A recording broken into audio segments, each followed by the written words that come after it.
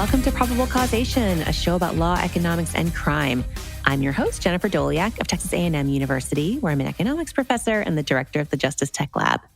My guest this week is Arianna Ornaghi. Arianna is a British Academy postdoctoral research fellow at the University of Warwick. Arianna, welcome to the show. Thanks for having me. Today, we're going to talk about your research on how local news coverage of crime affects police behavior. But before we get into that, could you tell us about your research expertise and how you became interested in this topic? Of course. So very broadly, I'm an applied microeconomist, but I focus in particular in empirical political economy. So a big part of my work so far has really looked at what forces shape and influence the behavior of public officials. And in particular, I spent some time looking at judges and police officers. In one of my earlier papers, what I did is I tried to understand the effect of reforms that reduced the controls that mayor had over the hiring and firing of police officers. And that paper studied municipal police departments in the 1970s and exploited mandates for these reforms for municipalities above a certain population threshold. And what I found was that kind of reducing the control that politicians had over the hiring and firing of police officers decreased property crime rates and increased violent crime clearance rates. But basically, while I was working on that project, I started becoming more and more interested in thinking about police departments as an organization. And in particular, thinking how this organization really interacts with broader forces in civil society. I was especially interested in politics, but also the media. So this is basically how I started thinking about this project, which became kind of more concrete. It became a concrete project as I met my co-author, Nicola. And he had done some earlier work on the effect of news coverage of crime on crime perceptions in Italy. And so was very interested in these questions as well. And so basically we started talking about this and we started developing the project from there. So the paper we're going to talk about today is titled Who Watches the Watchmen? Local News and Police Behavior in the United States. It's co-authored with Nicola Mastrocco. Am I getting that right? Yes. Okay, good. So my first question is big picture here. Why might local news coverage affect policing outcomes? What are the potential mechanisms you have in mind?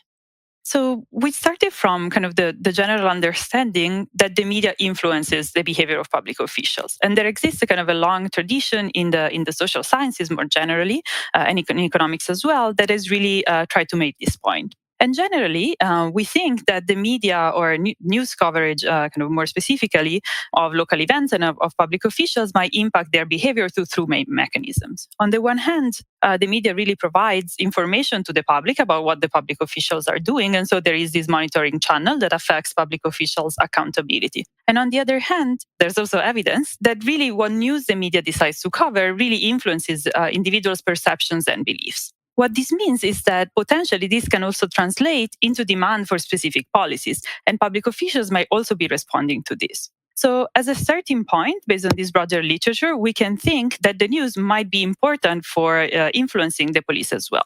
And so these were basically the two key mechanisms that we had in mind when we started to thinking about this project.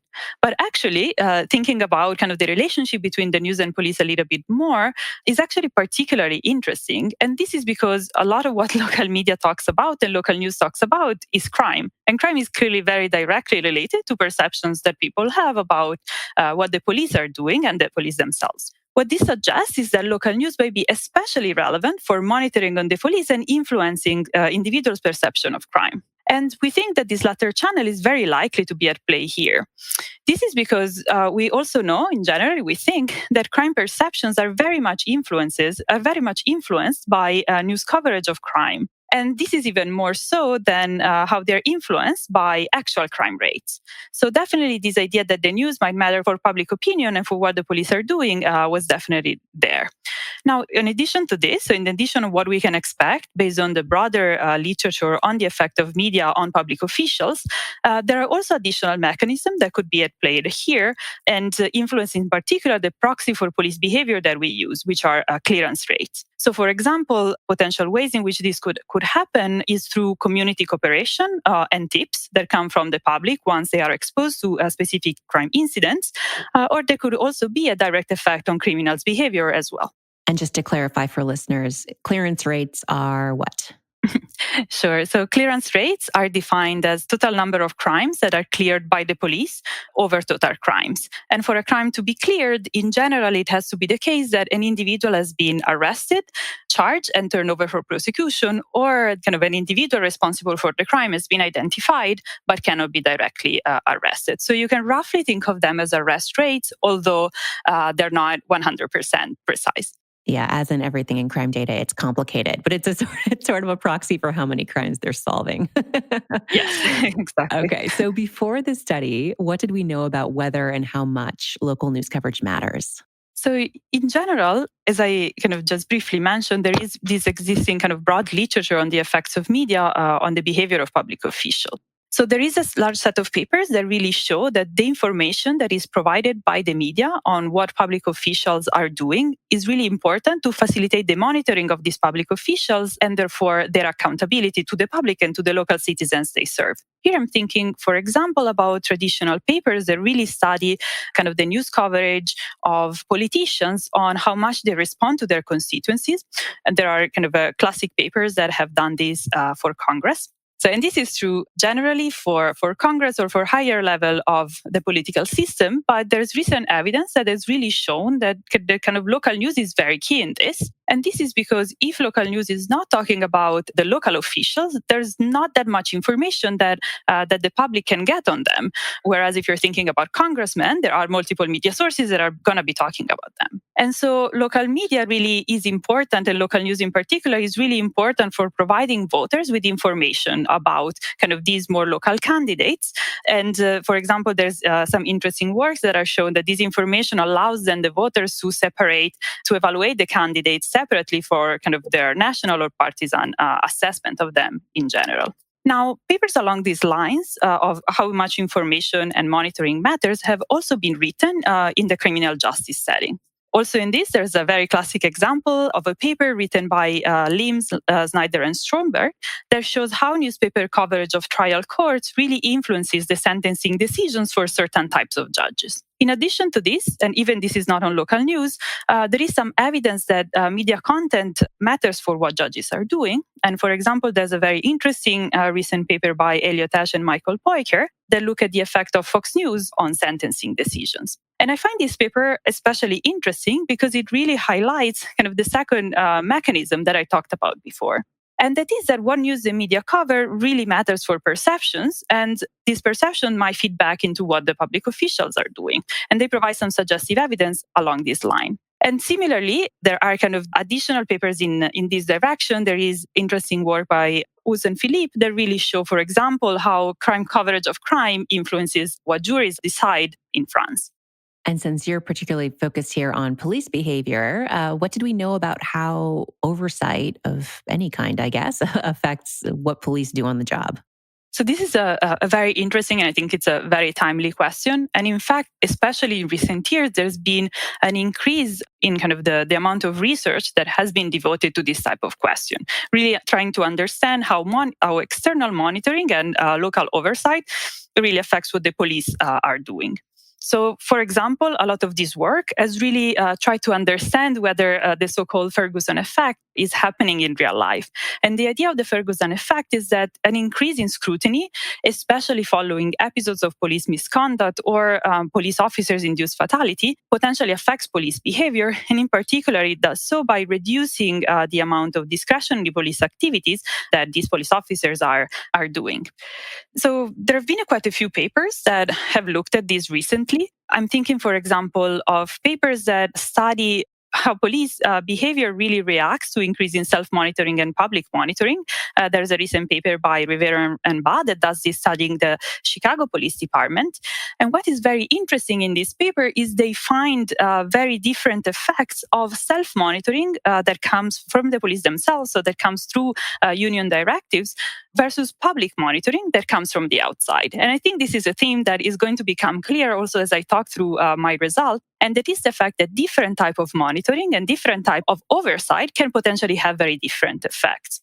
Also, a very recent paper is one by Prem Kumar, and he's really looking at what happens after an increase in media attention following these high-profile officer-involved fatalities, and he finds a negative effect on arrests for less serious crimes, which is kind of in this direction of potentially there being kind of some empirical evidence in favor of the Ferguson effect. And finally, the last paper that I kind of wanted to mention, because I think it's very relevant to this question, is a recent work by Davy and Fryer that has looked at the effect of federal and state pattern of praxis investigation.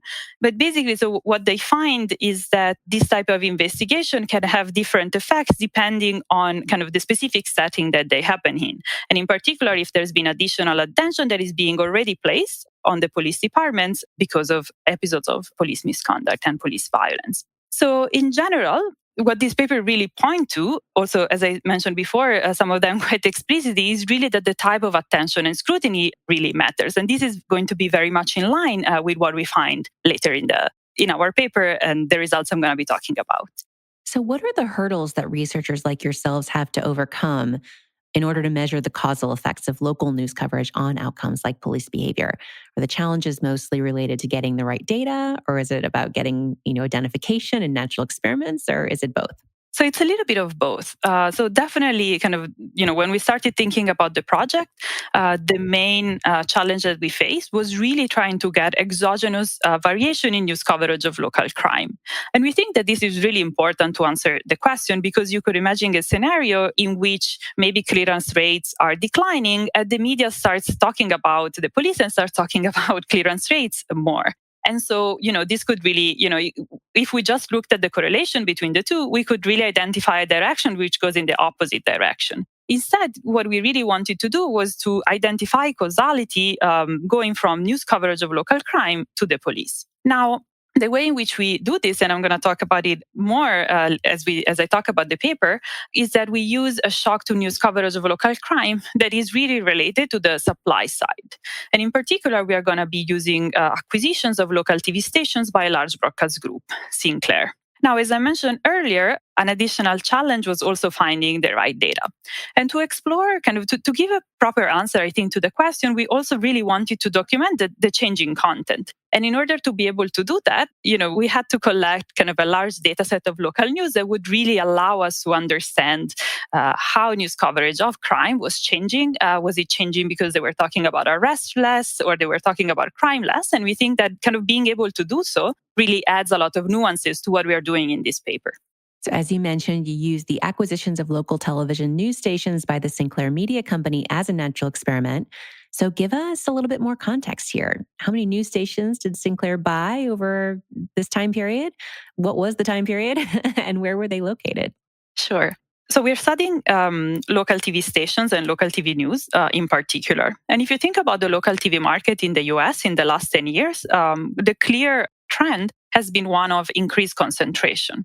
And this trend in increased concentration has really been driven by the emergence of large broadcast groups that own a large number of local TV stations. Now, Sinclair has been the most active player in this sense. We are looking in particular at Big Four stations. These are stations that are local, but they are affiliated to one of the four national networks. Very briefly, what that means is just that the network is a content provider. They're going to be producing some content centrally, and they're going to send it to the stations. But these stations are under separate ownership, and also they produce, for example, their own local newscasts. So if we just look at this type of stations, Sinclair went from controlling 33 stations in the beginning of 2010 to almost 120 at the end of 2017. And this is the period that we are going to study. And to put this number in perspective, this is actually a significant share overall stations.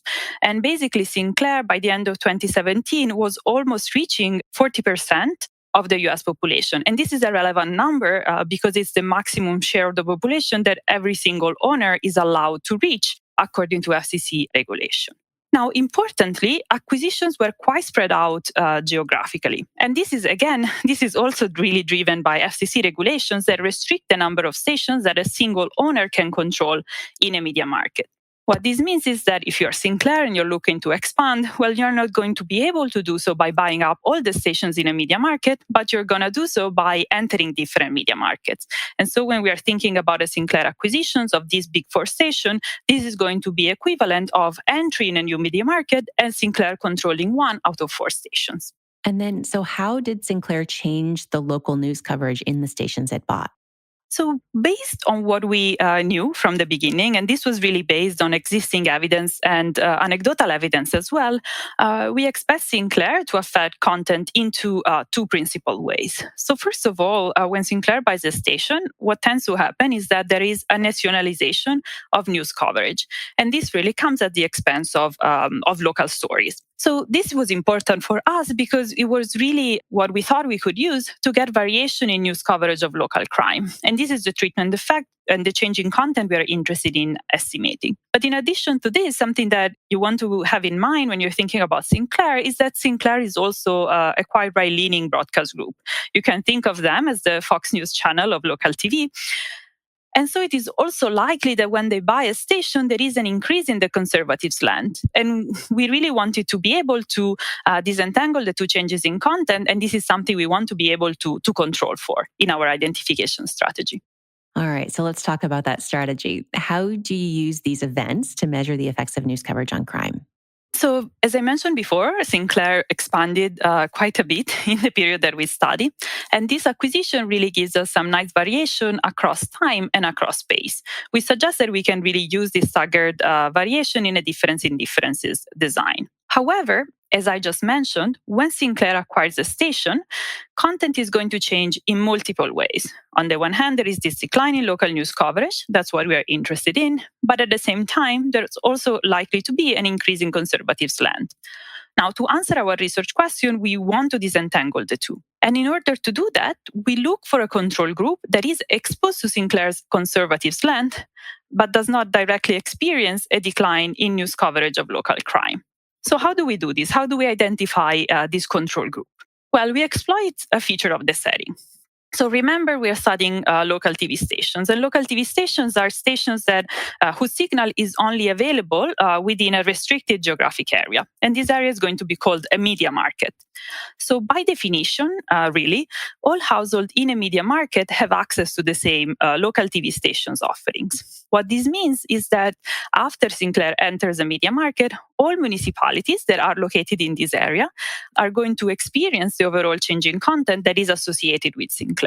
However, not all municipalities are going to be equally exposed to the decline in news coverage of local crime. Now, the proxy for exposure that we use is the probability that a municipality is covered by the news at baseline. The intuition for this is that if indeed, as we expect, Sinclair decreases local news coverage, then municipalities that were very likely to appear in the news at baseline should bear the brunt of the decline. We call these covered municipalities, and they are our treatment group. Now, instead, municipalities that were never in the news in the first place, they were not in the news before, they're also not in the news after Sinclair buys a station, and so they're really not experiencing any change in the news coverage of their crime. And therefore, they can act as our control group, and we call these non-covered municipalities. So effectively, to answer our research question, we focus on the relative effect of Sinclair on covered and non-covered municipalities, and this really allows us to identify the changing content we are interested in. Kind of more precisely, we implement a triple differences in differences specification that combines variation across time and media markets that come from the acquisitions, in whether in the timing of the acquisitions themselves, and this is combined with cross-sectional variation in whether a municipality is covered by the news at baseline. And so just to reiterate your control group there, so the non-covered cities or municipalities are the ones where there hadn't been crime reporting before. So basically, they're going to account for any effect of just like the conservative slant that these news stations now have. So if there's a change in sort of the overall coverage to be more conservative, one might worry that that could affect police behavior on its own, but that should affect these places as well as your treated cities where they had their crime covered. And so it's basically going to soak up any of that effect of just like the conservative viewpoint that Sinclair change is bringing. Am I getting that right? Yes, absolutely. So basically, when Sinclair enters the media market, both covered and non-covered municipalities really see the overall changing content of Sinclair. And here we are worried especially about the conservative content, but it could be really any content change that is non-municipality specific. Instead, by really looking at the relative effect of the two, what we think is really different between the two is how much they are exposed to the change in news coverage of local crime. And here, probably I should highlight, we're really interested in coverage of the municipality's crime itself. And so basically, by focusing on the relative effect on these two, we can really identify the change in news coverage of local crime that we are interested in. And so I think, I don't want to say the most interesting piece of the paper, but one of the more interesting pieces of the paper was just how much work you all did to figure out, like, what are they actually talking about on the news? And so let's talk about the data. What data are you using to consider these questions? Sure. So for this paper, we used three main data sources. So first of all, we have the precise month in which Sinclair acquired control over a TV station's programming, and we got this from yearly company reports to shareholders. In the first part of the paper, we really try to understand how Sinclair affects content. And in order to do this, we collected kind of a novel data set that includes the transcript of almost 300,000 local TV newscasts, and they contain almost 10 million separate stories. What this allows us to do is that it allows us to track at the weekly level the news coverage of more than 300 stations. I think more precisely, it's 323 stations, and we really track them weekly from 2010 to 2017. Very briefly, and then I'm going to go back to the content data, but in order to look at what happens to clearance rates, we use data from the uniform crime reports of the FBI. Now, how do we use the content data to look at news coverage of local crime in particular? So we basically, for every story, we want to be able to do two things. So we want to be able to say, to determine the locality of the story. And we do this in a very simple way. So we just check whether the name of the municipality is mentioned in a given story. And this, again, determines the locality. But in addition to this, we want to be able to classify stories as being about crime or not. And we do this in the following way. So we define a story to be about crime if a crime bigram appears in it. So a bigram is just like a two-word combination where the two words are consecutive from each other.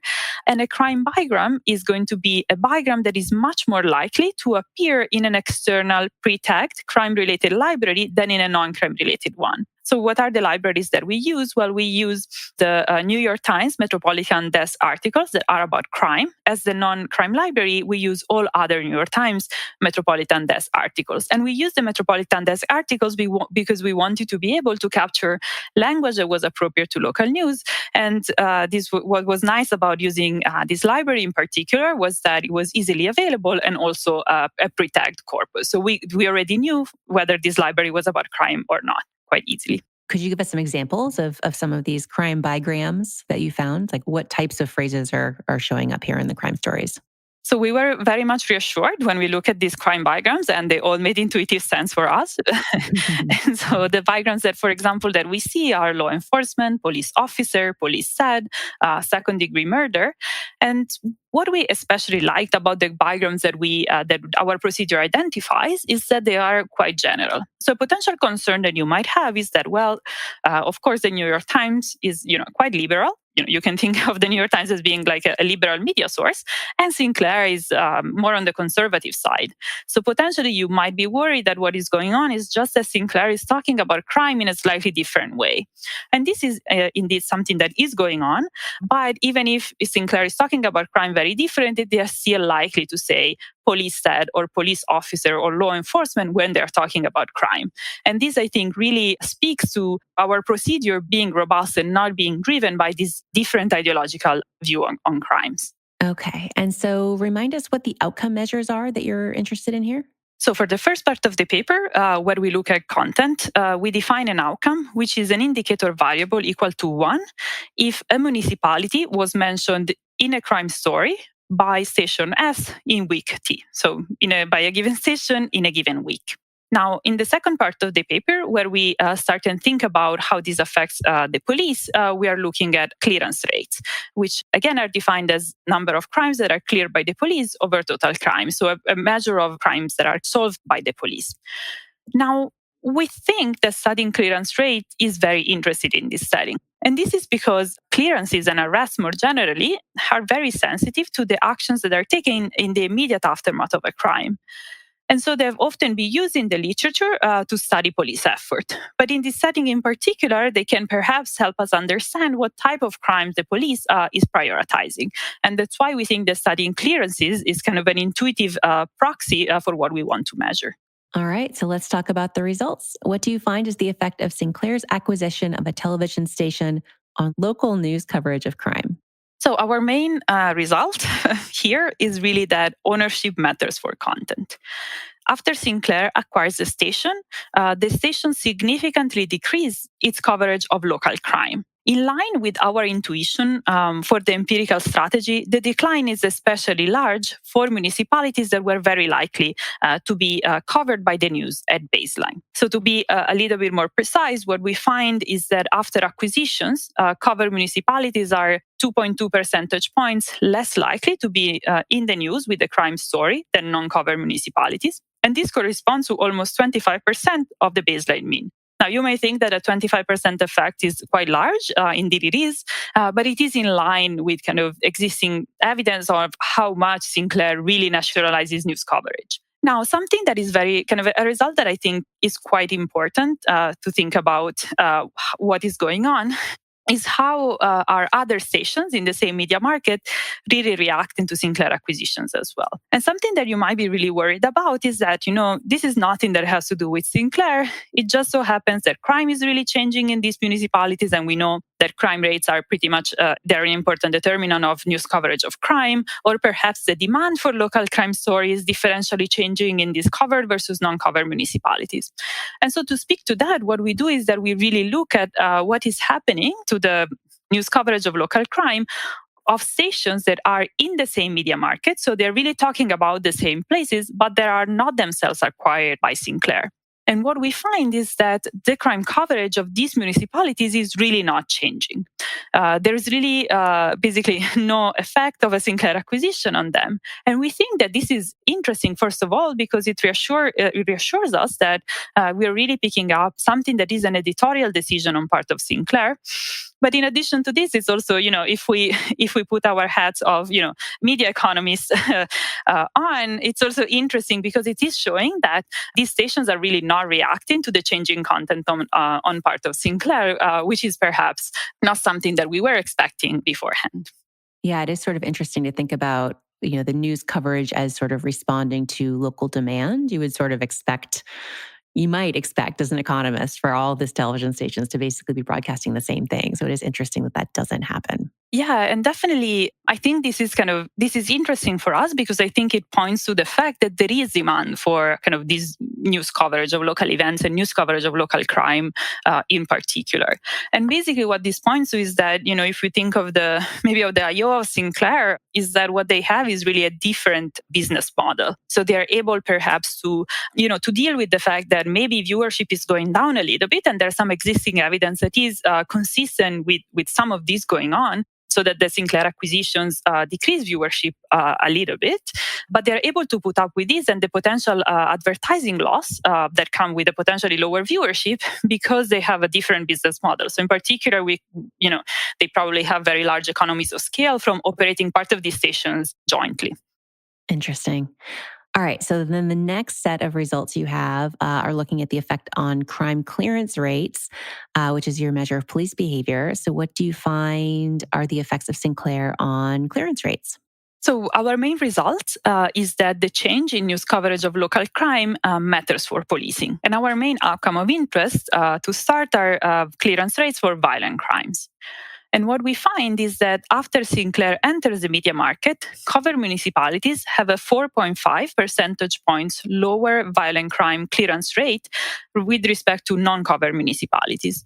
To put these numbers in perspective, the effect corresponds to almost 10% of the baseline mean. Now, importantly, our identification assumption, I haven't really talked about it, but in order to really be able to claim that we are that we are estimating a causal effect, it really has to be the case that covered and non-covered municipalities are on parallel trends, or in other words, that our non-covered municipalities are a good control group. So really, they show us how the clearance rates of covered municipalities would have evolved in absence of the change in news coverage of local crime. And so in order to speak to this, what we do is that we estimate an event study specification in which we allow the effect of the Sinclair acquisition on covered and non-covered municipalities to change in time since and to treatment. And what we find is that covered and non-covered municipalities appear very much to be on parallel trends before the acquisition, which is very reassuring about there not being some pre-existing trends that are really explaining our results. Now, something that is very interesting about this event study specification is that they also allow us to look at the time pattern of the effect. And what we find is that the effect is fully realized in the first year after treatment, but becomes a little bit smaller over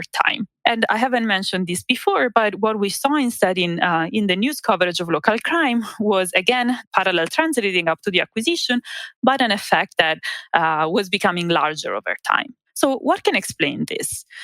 Well, the explanation that we propose is something that has to do with the nature of these Sinclair acquisitions. And in particular, the fact that these acquisitions tend to be a little bit opaque from the point of view of the viewer. When Sinclair buys a station, a lot of the things that are obvious to the viewer stay the same. The call sign is the same. The channel where you can find the station is the same. The news anchors are exactly the same as before, but what is changing is content. So it makes sense that there might be a little bit of inertia in kind of how these individuals are interpreting the signal about the local crime conditions that they're getting from their favorite local TV channel. Now, instead, over time, it is possible that these viewers are going to learn about the bias in Sinclair's coverage of local crime and are going to be adjusting for it. And so, in a way, we think that this large effect that then tapers over time is consistent with this learning about the change in content on part of the viewers. And so you mentioned focusing on violent crime when you're looking at the effects on clearance rates. So tell us a little bit more about why you're interested in violent crime. And then I think you also look at the effects on property crime. So tell us what you find there. Very much so. So we also look at what happens to the property crime clearance rate. And what we find is that there's really no differential effect of Sinclair entry in the property crime clearance rate of covered and non-covered municipalities. So how do we explain this effect?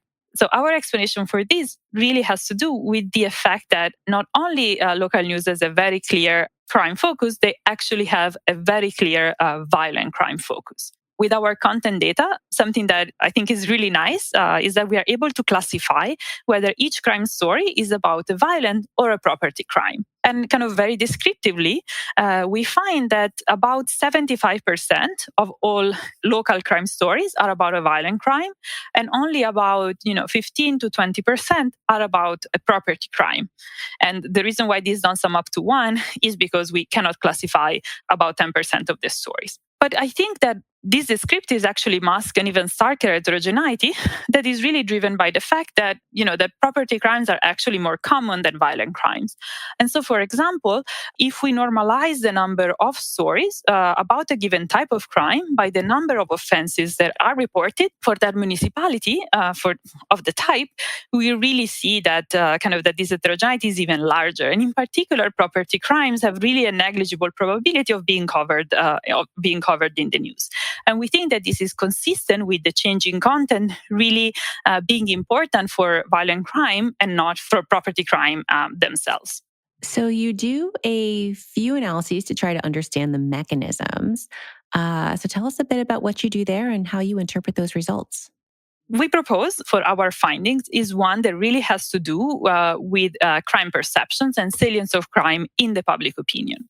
The simple story that we have in mind is one in which there are fewer stories about local crime that are showing up on the TV, and the public becomes less concerned about crime. And as a result, the police find themselves operating in a political environment where there is less pressure put on them to clear violent crimes. we provide some suggestive evidence that is consistent with these mechanisms. So first of all, we show that indeed the salience of crime declines after Sinclair entry. We do this in a couple of ways. And the reason why we have to do it in a couple of ways is that unfortunately, the data to look at perceptions of crime is not great. So we are a little bit limited in what we can do. So we try to use a couple of data sources, and we are very reassured that they point in the same direction. So first of all, we use Google Trends data of searches for police and crime. And we do find that after Sinclair enters the media market, the volume of searches for these two keywords decline.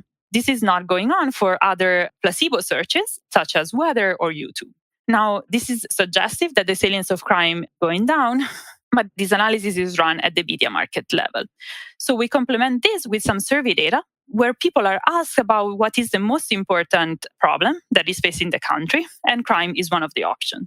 And consistent with our results, we also find that in covered municipalities, it is less likely that individuals report crime as being one of the most important problems facing the nation with respect to non-covered municipalities. And again, this is very suggestive and very much in line with our story that has to do with salience of crime. Now, having said this, the second part of our story really links kind of the salience of crime to police behavior through a political feedback mechanism. And in order to provide some evidence supporting this, what we do is that we note that in this setting, this political feedback mechanism is especially likely. And this is because the people who are watching local news are also the ones that are relevant for local politics. And these are people over 55.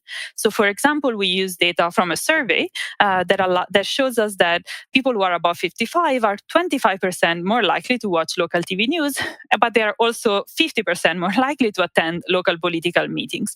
And there's actually existing evidence on this that really highlights how kind of older people are very much relevant for this type of issues in local politics. And in line with this, what we find is that the effect is larger in municipalities that have a higher share of the population above 55. Again, this is very suggestive, but this is in line with the story that we propose. Now, of course, there could be something else that is going on. So the first alternative explanation that we consider is that the decline in news coverage of local crime might very much affect the monitoring of these police officers. In order to get some sense of to what extent this is going on, what we do is that we try to look at content more precisely. And in particular, we try to understand whether the decline in news coverage of local crime is driven by coverage of crime incidents or is driven by coverage of arrests. And what we find is that very much the decline is driven by a change in coverage of crime incidents and not very much of clearances or arrests more generally. And so this fact means that, if we take the monitoring channel very to the letter, then it's maybe not as convincing because it's not that the coverage of arrest is going down. So if police officers are directly responding to this doesn't seem to be going on. Now, of course, we cannot really exclude that just by the fact that crime is being less talked on the news, the police officers are inferring something about monitoring more generally, but we don't think the evidence is fully consistent with this.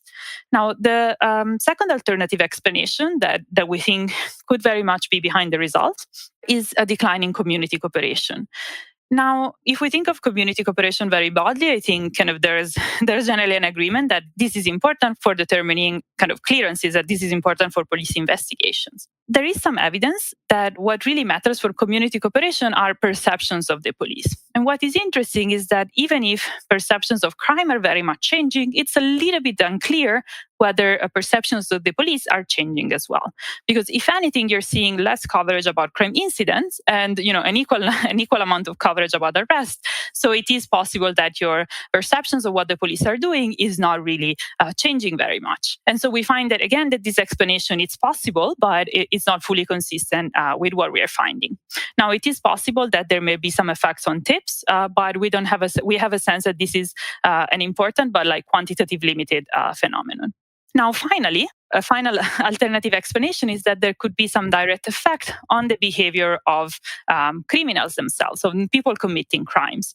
And this is I think this is very much in line with existing work that shows how violent media content potentially impacts violent crime and property crimes. But we don't think that this is really going on in this setting, just because kind of older viewers that are really the ones that are watching local TV news are really not a prime population for criminal behavior. And to the extent that some of these, that there may be some changes in criminal behavior that really go through a decreasing capacitation of or deterrence effect that is derived, that is due to the lower clearance rates, and we think that this is kind of part of the main effect, and so we don't really see it as an alternative explanation. And just to elaborate on that a little bit, yeah, so that you wouldn't necessarily expect the 55-year-old plus viewers going out and committing more crime, but if you saw, because clearance rates are going down, basically people are less likely to get caught if they commit a crime, then that could incentivize people to commit more crime. Very like Becker style story there. Yes, that's definitely kind of the way that we're thinking about this. And kind of adding to this a little bit, so we do look at what is going on crime rates. And in particular, we're interested in looking at what is going on the violent crime rates, because we really want to make sure that we're picking out something that has to do with the police and not just a change in overall crime. And what we find is that there is really no differential effect of Sinclair acquisition on violent crime rates of covered and non-covered municipalities. Although what is interesting is that we do find a small increase in the in property crime rates, which is again perhaps in line with this idea of kind of a decreased incapacitation or deterrence effect. All right. So you conduct a whole bunch of additional checks in the paper to convince yourselves that you're interpreting your results correctly. So maybe pick two or three of those and tell us a little bit about what you do and why they're helpful. Sure. So the first thing that we do is that we really wanted to convince ourselves that our results were not driven by some weird feature of the UCR data.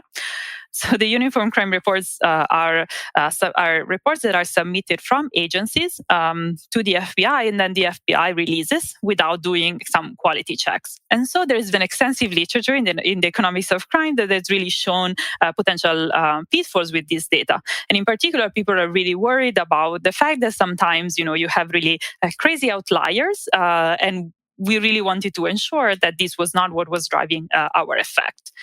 So in order to talk to that, what we do in our main paper is that we try to identify these outliers and correct for them. And this is kind of what we do in our main analysis.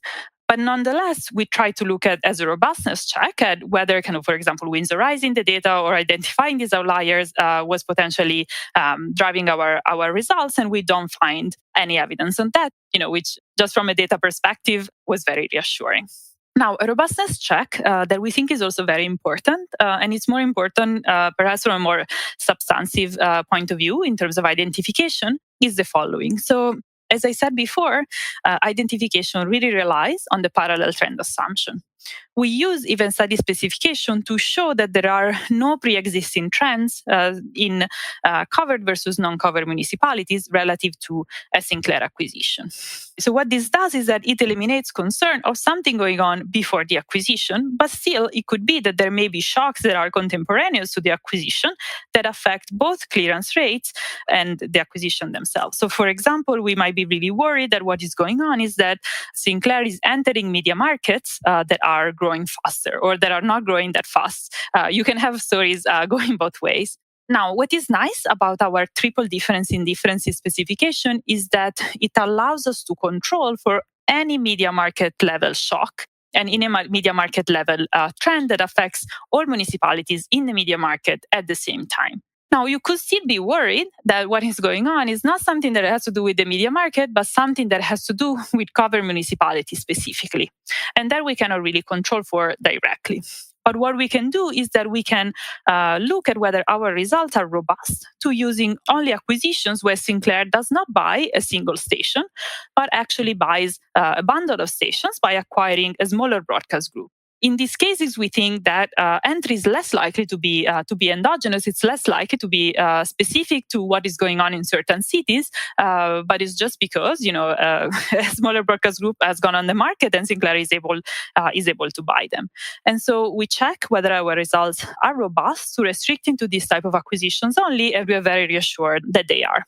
So zooming out to the broader literature again, have any other papers related to this topic come out since you first started working on the study?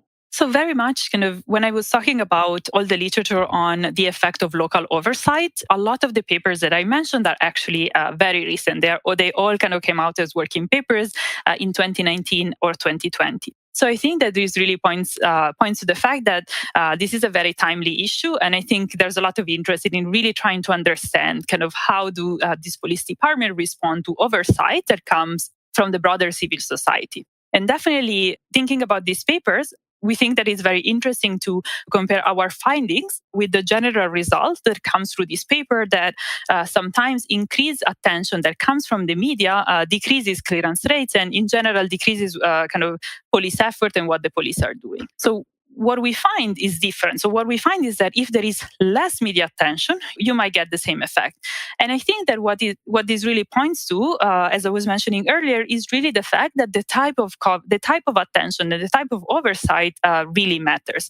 The type of media attention, even, are they talking about the police because of a scandal, and so they're talking maybe about them in negative terms? Or are they just not talking about the many crime incidents that are going on in a city? And so, the way that this impacts what the police are doing is very different. And even how you can think of how this impacts crime perception or perceptions of the police is very different as well.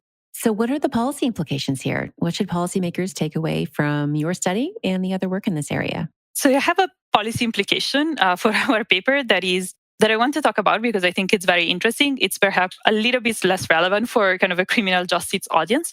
But I think that an important policy implication of our paper is really the idea that ownership matters for content, and that these changes in content potentially have real-world externalities. So this is interesting because kind of a common trend of media industries, and this is not true only of local TV, but newspapers have been experiencing something very similar as well, is that there has been this increasing concentration. And if this increasing concentration really changes the type of local news coverage that these media industries are providing, then we might want to take this into account when we are thinking about competition regulation. And this is especially relevant in a context in which in the last few years there have been debates, for example, as to whether to take out some of the restrictions to concentrations that are currently being posed on the local TV market by the FCC. So the first kind of policy implication is really that we might want to think of kind of the real world policy externalities of concentration in these media industries as part of how we think about regulation and competition in these industries. Now, in terms of kind of something that is more related to the police, we really think that what our kind of results point to is especially taking them together with the broader literature on local oversight of the police, is really the fact that we really need to think carefully about what type of oversight is being put on the police and what are the potential unintended consequences of that, and how really the type of monitoring and the type of attention really matters for what the police are doing. And what's the research frontier? What are the next big questions in this area that you and others will be thinking about going forward? So very much, I think the fact that we find very different effects depending on the type of monitoring really points to the need of really looking at mechanism and really trying to understand, is it if different type of monitoring are kind of activating different mechanisms and how this explains kind of this heterogeneity of results. So we think that really kind of thinking through mechanism for this is very important. Now, more specifically, thinking about the relationship between the media, local media, and the news and the police, I think there's a lot more that can be done. And I think it's an exciting area of research.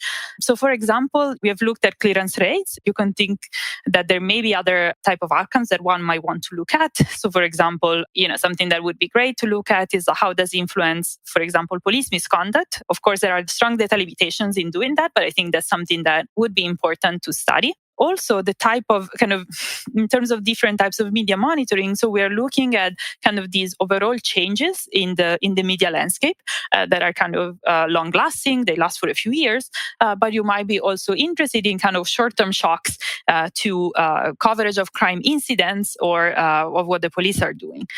And so from this, and this is something that I think would be very interesting. I think something else, and there are a couple of additional directions that I think are interesting in this broader theme. So on the one hand, I think we know quite little about how crime perceptions are formed. And this is relevant because if we think that crime perception really matter, and this is partially what we think is going on in our paper, then we might really want to understand what are the determinants of perceptions of crime, what are the determinants of perceptions of the police, and how this matters. And now, having said this, another thing that we think is very interesting is to try and understand a little bit better the news coverage of crime itself. So there is kind of a communications literature. In general, people think that certain type of crimes receive kind of a very large proportion of news coverage. So I think it would be interesting to understand this a little bit better and a little bit more systematically. Is that really going on, or what type of crimes are really driving this? And if we think that that news coverage of local crime is very important for crime perceptions, then you can really start seeing of why that would matter, why there would be something relevant to study and to understand a little bit more about. My guest today has been Arianna Ornaghi from the University of Warwick. Arianna, thanks so much for talking with me. Thanks very much for having me. It's been a pleasure.